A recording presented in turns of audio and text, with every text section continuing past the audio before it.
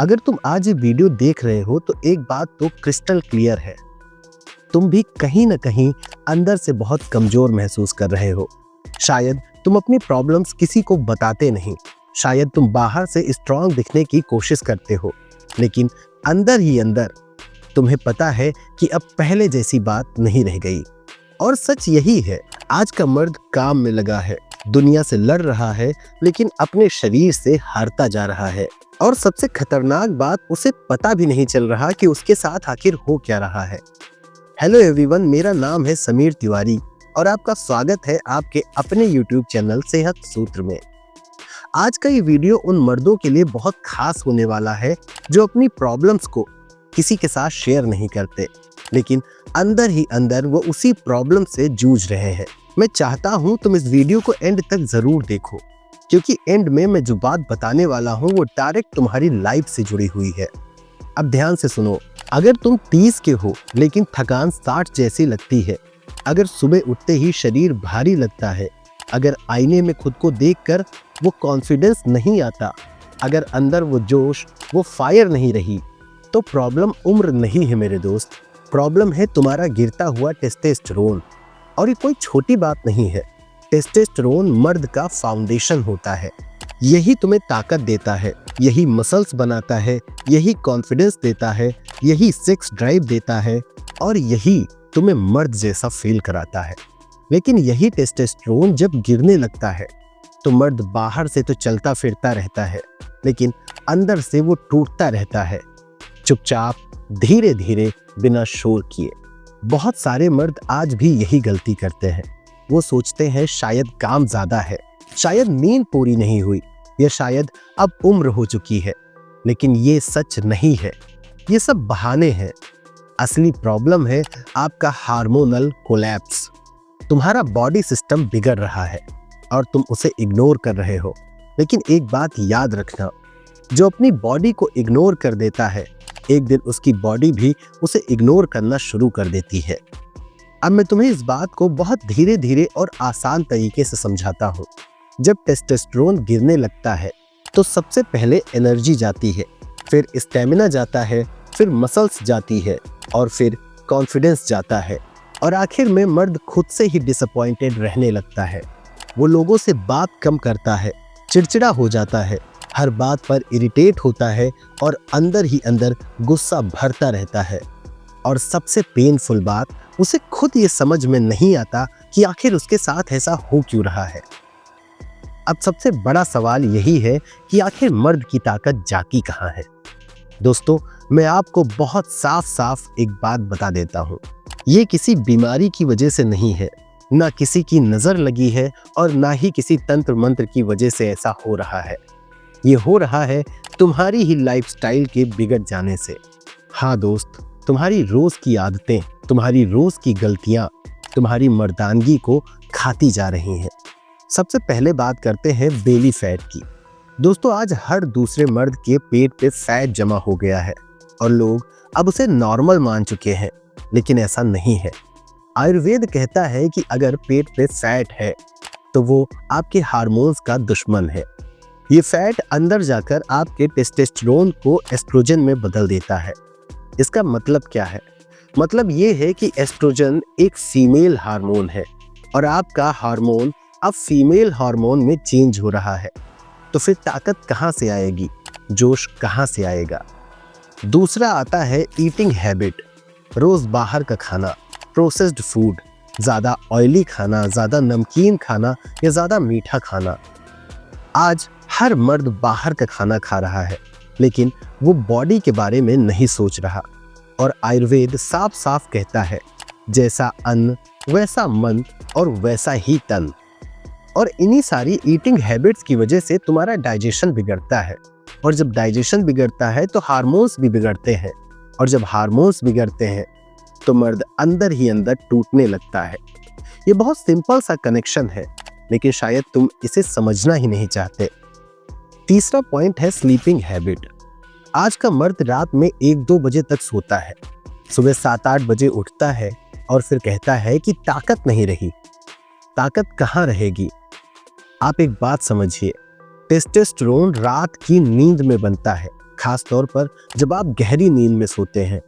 अगर रात में तुम अच्छे से नहीं सोए तो हार्मोन्स नहीं बन पाएंगे, और जब हार्मोन्स नहीं बन पाएंगे तो फिर मर्दानगी भी कहाँ रह जाएगी। ये बहुत सिंपल सा कनेक्शन है, बस तुम्हें इसे समझने की जरूरत है।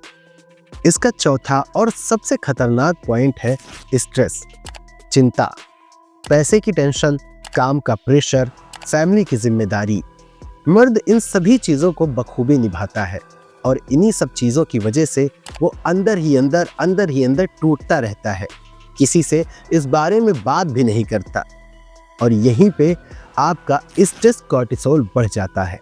कॉर्टिसोल यानी आपके टेस्टोस्टेरोन का सबसे बड़ा दुश्मन।